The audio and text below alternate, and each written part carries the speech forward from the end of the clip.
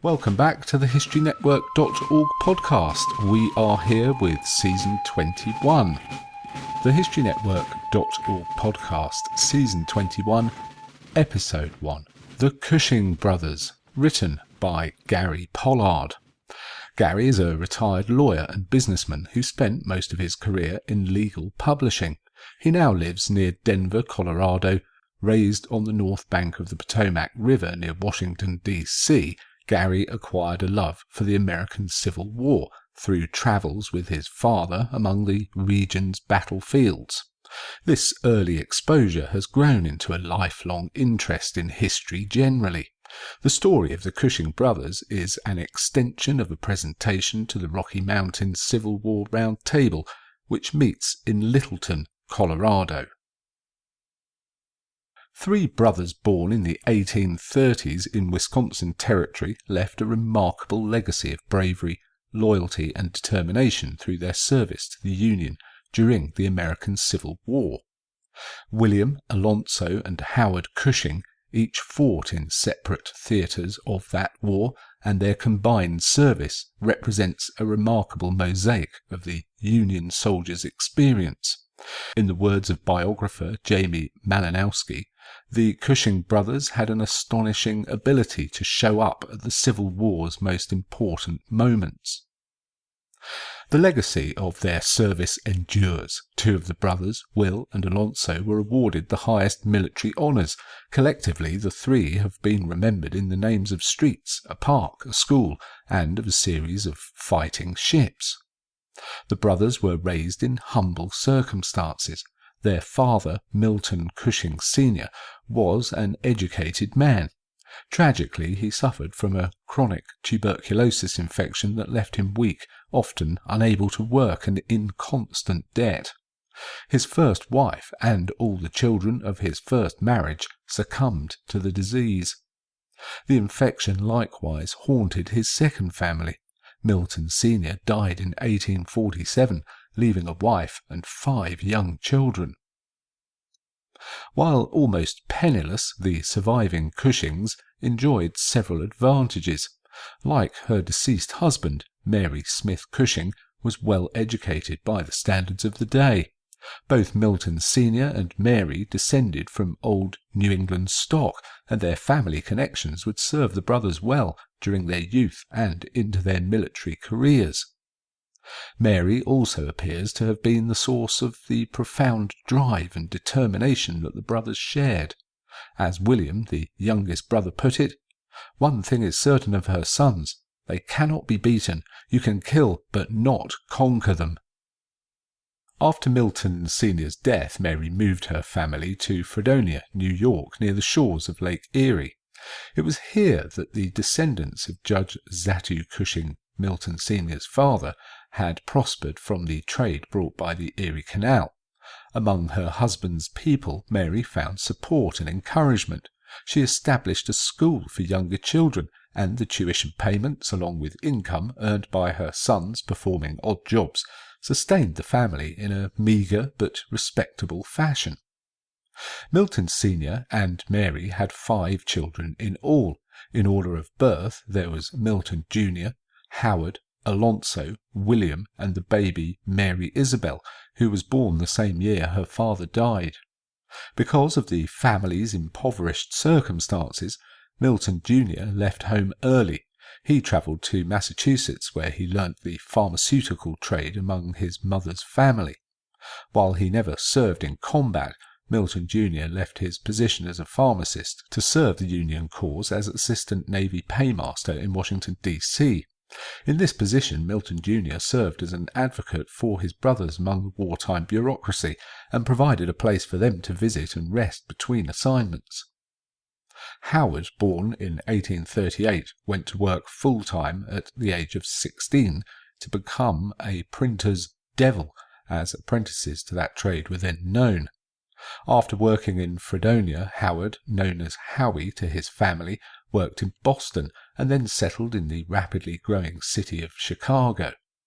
On his own at a tender age, Howard did not receive the advantages or refinement that extended formal education brought to his younger brothers. He was almost 23 and working as a printer in Chicago when Civil War broke out, putting Howard on the path to a military career. In the 1854 U.S. congressional elections, Mary's cousin Frances Smith Edwards was elected as a candidate of the American Party. Also called the Know-Nothings, the party was a short-lived nativist reaction to the flood of Catholic immigrants then entering the United States. Congressman Edwards served only a single 2-year term, but in that brief span he did right by his extended family. Using his congressman's perquisite of nomination, Edwards submitted Alonzo Cushing as his candidate for the U.S. Military Academy at West Point for the class entering in 1857. Likewise, he nominated William Cushing as his candidate for the newer and less prestigious United States Naval Academy at Annapolis, Maryland. William's candidacy was further supported by another distant cousin, Commodore Joseph Smith, who served as the U.S. Navy's chief of the Bureau of Yards and Docks. In a tribute to their mother's emphasis on education, both boys passed their entrance examinations at very young ages. Alonzo and William had contrasting experiences at their respective academies, as befit their different temperaments. Both brothers were equal to the curriculum, but the discipline and rigours of academy life prompted opposite reactions from Alonzo and William. Entering West Point at the age of 16 in 1857, class of 1861, Alonzo prospered in this new and demanding environment. Described as kind, attentive, and diligent, Alonzo was more respectful of authority than his brothers William or Howard. Thanks to these attractive characteristics, Alonzo was repeatedly selected for staff roles by senior generals after graduation. As a cadet, Alonzo was made a sergeant in the Corps in 1860 and a captain of the Corps of Cadets in 1861. The U.S. Military Academy was not immune to the political issues that tore the country apart during this period. Cadets from the South resigned and departed as secession swept states from the Union, starting in December 1860. The debates and farewells helped sharpen Alonzo's commitment to the Union and strengthen his resolve. When hostilities broke out at Fort Sumter in April 1861, the 5th academic year was truncated to 7 weeks. Alonzo Cushing graduated 12th in his class. On June 24, 1861, he was commissioned 2nd Lieutenant and immediately promoted to 1st Lieutenant in the 4th U.S. Artillery. William Cushing's academy experience followed a very different path. A Fredonia neighbour said of William, "He was the plague of the pride of all who knew him." Described by contemporaries as pugnacious and mischievous, William was also charismatic, a natural leader, and utterly fearless. As he was very young for his situation, entering the Naval Academy at 14, William Cushing was the youngest midshipman at the academy until his 3rd year. He was very smart, but not a dedicated student. Able to achieve adequate academic standing with modest effort, William had free time to bedevil those around him, particularly authority figures. Last in his class for conduct, William constantly flirted with expulsion due to accumulated demerits. On the eve of graduation, with the American Civil War breaking out, William was forced to resign from the Naval Academy in March 1861. One story is that William had made a mortal enemy of his Spanish instructor, and that this faculty member's enmity, added to a long history of other discipline problems, provided the final straw. As dedicated to the Union cause as his brother Alonzo, William found himself at age 18 forced out of the academy while his country went to war. After Confederate forces fired on Fort Sumter at Charleston in April 1861, all the Cushing brothers rallied to the defense of the Union. Milton Jr., aged 24, moved to Washington, D.C. to become an assistant Navy paymaster. Howard, then in Chicago, raised a company of printers, but this volunteer unit was not accepted into service. Howard served as a 90-day militiaman before enlisting as a 3-year volunteer in March 1862. He was assigned to Battery B, 1st Illinois Light Artillery. Eventually, this unit became part of Major General Ulysses S. Grant's Army of the Tennessee, attached to the 5th Division under William T. Sherman. As an enlisted volunteer in the ranks, little documentation exists recording Howard's early service. His battery saw action in many of the major conflicts of the Western theatre, including the first great bloodbath of the American Civil War, the Battle of Shiloh in Tennessee. Battery B's service continued in the slow grinding campaign against Corinth, Mississippi. The culmination of Howard's service with this unit was the long and ultimately triumphant campaign against Vicksburg, Mississippi, whose capitulation occurred on 4th of July 1863, a day after the Battle of Gettysburg ended in Pennsylvania. While Howard campaigned under Grant and Sherman in the West, newly minted 1st Lieutenant Alonzo Cushing found immediate employment training the masses of Union volunteers pouring into the vicinity of Washington, D.C. Tall, strong, and with a dark complexion, Alonzo's bearing and knowledge of drill contributed to his success as an instructor and a leader. Alonzo's assigned regiment, the 4th United States Artillery, had been posted across scattered locations on the western frontier. While those batteries slowly made their way back east, Alonzo was temporarily attached to Battery G, 2nd U.S. Artillery, directing a pair of 10-pounder Parrott rifles. Alonzo received his baptism under fire at the Battle of First Manassas, also known as First Bull Run. Though a fiasco for Union forces, Alonzo's performance received favourable notice from his superiors. His battery served as part of the rear guard, exceptional for its discipline among the Union rabble fleeing the defeat. The balance of the campaign season was lost to Alonzo, who was disabled by typhoid and confined to Milton Jr.'s house in Washington, D.C. until mid-November. William managed to visit his brothers during Alonzo's convalescence. Learning of the defeat at Manassas in a letter to a cousin, William expressed a desire to serve alongside Alonzo in the artillery. When he wrote this, William had been back in the Navy for several months. Taking counsel from an academy friend, Charles Flusser, and leveraging influence from Commodore Smith and his brother Milton, William appealed to Navy authorities for a combat role and received an appointment as an acting master's mate aboard the steam frigate USS Minnesota. Serving on blue water Atlantic blockade duty, William's exceptional courage was displayed early when he and a single other Union seaman took command of seized prize vessels and brought them into Union ports, the two of them alone in command among the hostile captured crew. William's pride and impetuous nature also remained in evidence. In September 1861, William again resigned from the Navy after quarrelling with an irksome superior, a lieutenant aboard the Minnesota. Perhaps reflecting the Navy's desperate need for talent and daring, William again rejoined the Navy in October 1861. In fact, he prospered from a rash act that would have ended many careers. William was appointed midshipman, the effective date retroactive to June.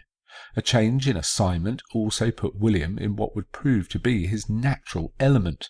Instead of blue water patrols on a large ship, William was assigned to patrolling rivers and estuaries in shallow draft, modestly armed converted ferries.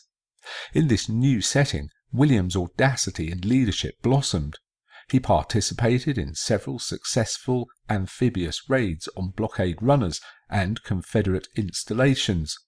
Serving aboard the gunboat USS Cambridge, William was wounded in the hand during the Battle of Hampton Roads when the ironclad CSS Virginia, also known as the Merrimac, attacked Union blockaders the day before its famous clash with the USS Monitor. The wound became infected and aggravated what was likely chronic tuberculosis. William was on sick leave for several months, recovering at home in Fredonia.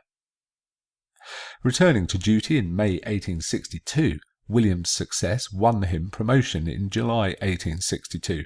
Not yet 20, he was promoted to become the youngest lieutenant in the US Navy. His first assignment was under his old friend Charles Flusser, aboard the larger and more powerful USS Commodore Perry. Continued success in shore raiding and prize-taking on the inland tidal waters of Virginia won William Cushing independent command, where his aggressiveness sometimes vexed his superiors. As a contemporary described him, he was over 6 feet tall, straight as an arrow, a blonde about 20 years old, and a bundle of nerves that it seemed to take the strain of furious combat to calm.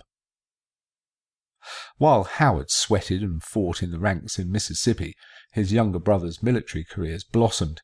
In early 1862, President Abraham Lincoln was pressuring Army of the Potomac Commander George McClellan to take the offensive in Virginia. While preparing for the 1862 campaign season, Alonzo came to the attention of Brigadier General Edwin Bullhead Sumner, who became his mentor. As Sumner advanced, becoming commander of the 2nd Corps and promoted to Major General, he frequently called upon Alonzo to perform staff roles. When McClellan launched the waterborne flanking movement against Richmond, Virginia, known as the Peninsula Campaign, Alonzo was nominally an artillerist with the finally arrived 4th US Artillery, but mostly he served directly under Sumner. Being in a staff role did not keep Alonzo safe. On May 31, 1862, at the Battle of Seven Pines, Fair Oaks, Alonzo was constantly in the saddle and under fire. He had a horse killed beneath him and was later struck in the chest by a bullet, but saved by a pistol and dispatch book inside his jacket that deflected grave injury. At White Oak Swamp, one of the 7 days' battles on the outskirts of Richmond, Alonzo was again in great peril while coordinating Sumner's rearguard defences during McClellan's change of base to the James River. Sumner was generous in his praise for Alonzo's performance and bravery. The Peninsula Campaign ground to a conclusion when McClellan failed to take Richmond and ended up stalemated at dismal Harrison's Landing on the James River.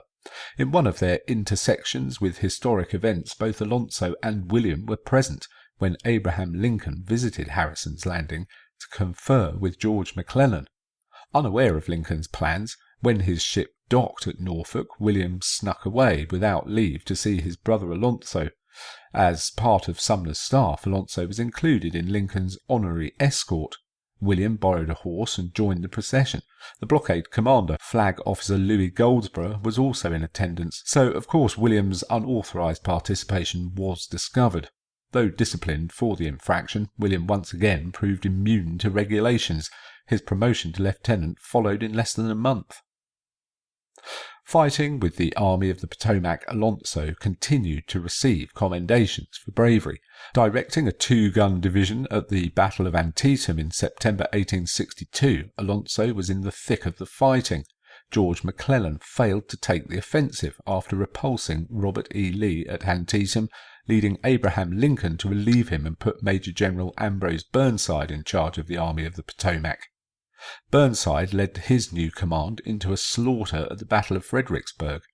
Serving as an aide to Darius Couch, one of General Sumner's division commanders, Alonzo again showed conspicuous bravery, for which Couch recommended him for promotion to brevet captain. About the time of the fighting at Antietam, William, in Tidewater, Virginia, was also displaying incredible bravery. When the Commodore Barney staged a raid up the narrow and winding Blackwater River against Franklin, Virginia, Confederate troops commenced a murderous fire on the vessel from the banks.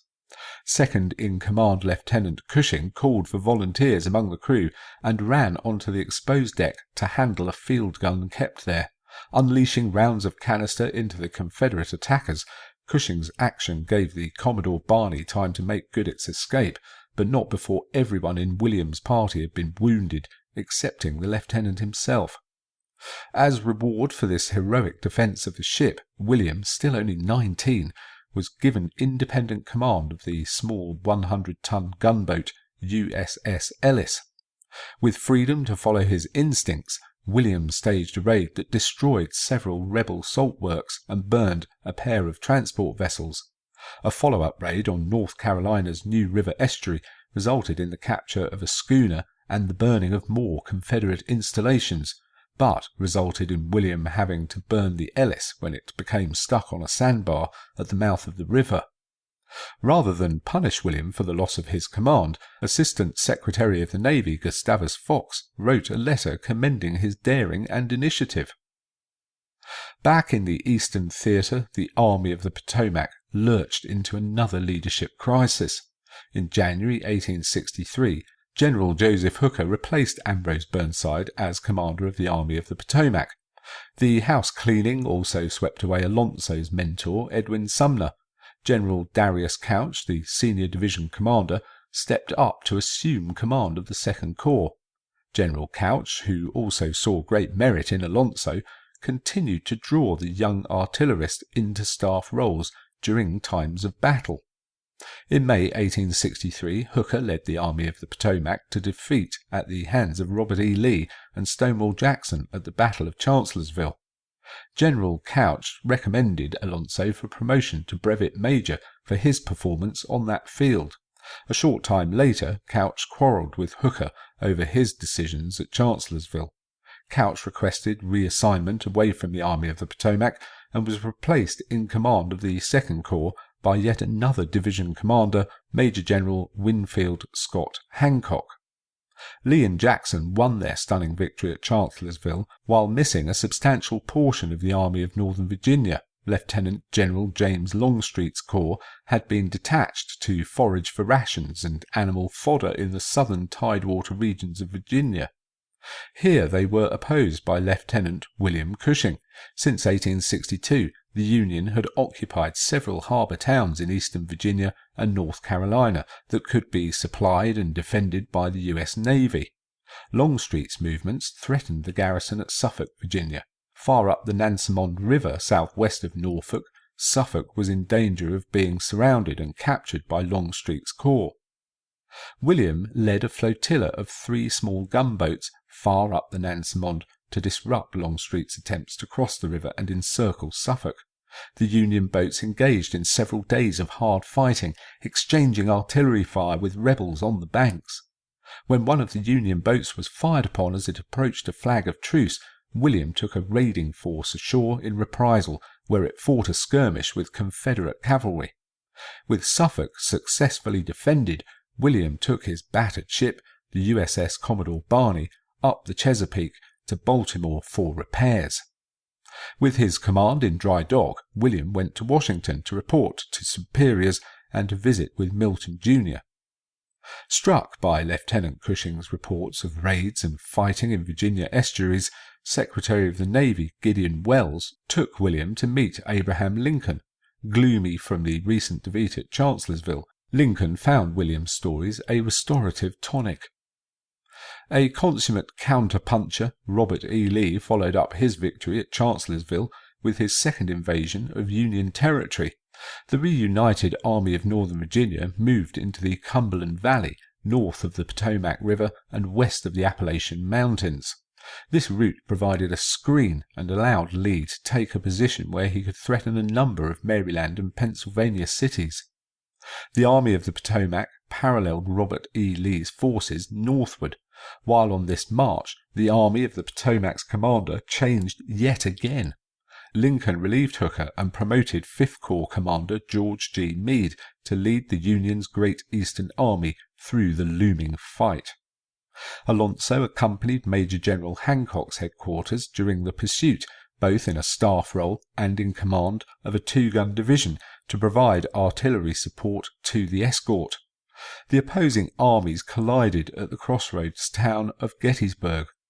In the first day of fighting, the senior Union general at Gettysburg, John F. Reynolds, was killed. Lacking confidence in the other senior officers on the scene, General Meade dispatched Hancock on a fast ride north to assess the situation. Hancock took Alonzo Cushing along as part of his staff. General Hancock himself was gravely wounded on the 3rd day of fighting at Gettysburg, so official documentation is meagre. But Hancock, did take time to recommend Alonzo for promotion to Brevet Lieutenant Colonel for his performance on July 1st and 2nd, describing him as the bravest man I ever saw. 2 days of fighting had left the confrontation at Gettysburg unresolved.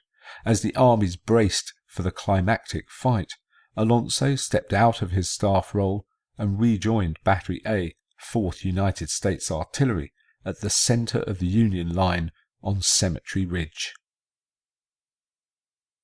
And we'll be continuing with the story of the Cushing Brothers in a couple of weeks' time. Now, if you're new to us, you may not know that we have the website, thehistorynetwork.org, where, among other things, we have a store where you can buy previous seasons as chaptered audio files for download, and these are just £2 each, and each of those sales helps support us, so we would welcome your custom there. You may also not know that Angus himself does his own podcast dedicated to World War II, and you can find more about that at ww2podcast.com. We also produce other podcasts too, and you can find out all about these at the website thehistorynetwork.org.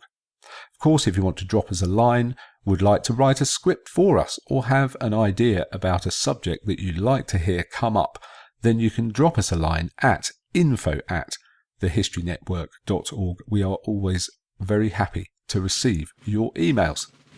Thanks for listening. You've been listening to the historynetwork.org podcast, written by Gary Pollard, read by Nick Barker.